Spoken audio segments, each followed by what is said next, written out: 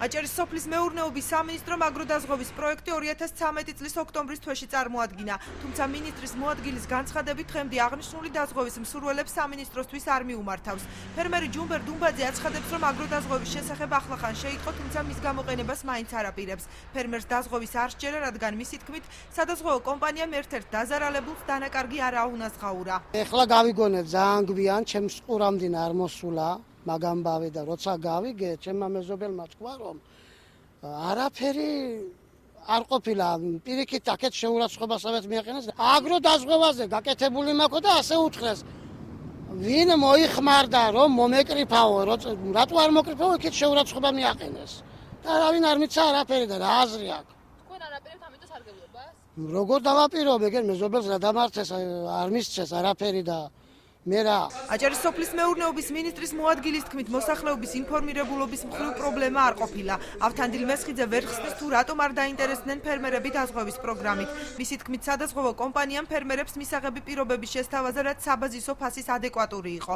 ჩაადარეს პრეზენტაცია ოქტომბრის თვეში, მაგრამ სამწუხაროდ მზიანი ამინდი იყო და არანაირ არ ელოდებოდა, რომ დეკემბერში გათოვდებოდა ალბათ და არ გამოთქვეს სურვილი. არც ერთი კაცი არ მოსულა, არც ერთი ფერმერი. და სურვილი არ გამოუთქვა, ძალიან კარგი პირობებით იყო. საბაზისო ფასი აღებული იყო 55 თეთრიდან. რაღაცა მომხდარი იყო, აი როგორც წელს ანალოგიური სიტუაცია 52-ს ღებულობდა, იბრუნებდა. არავინ არ მოგვართა სამწუხაროდ. საქართველოს პარლამენტში აგროდაზღვევის სუბსიდირების კანონ პროექტზე მუშაობა მიმდინარეობს, რომლითაც მოსახლეობის მეტად დაინტერესება იგეგმება. კანონ პროექტის შემუშავებაში აქტიურად არიან ჩართული სადაზღვევო კომპანიები. კომპანია არდის წარმომადგენელი პროექტის დადებითო უარყოფით მხარეებზე საუბრობს. მიშა ჯაფარიძე აქცენტს მოსახლეობის პასიურობასა და რისკებზე აკეთებს.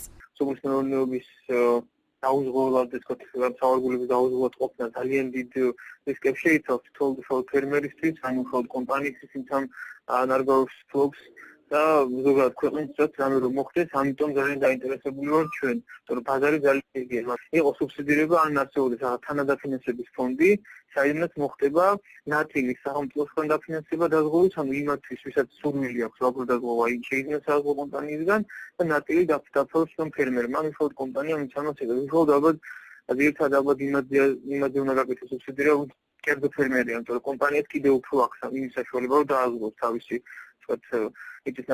აგროდაზღვევით დაინტერესების მიზნით აჭარის სოფლის მეურნეობის სამინისტრო საინფორმაციო კამპანიის გააქტიურებას გეგმავს. აგროდაზღვევის სუბსიდირების პროექტის ამოქმედება კი გაზაფხულზე იგეგმება.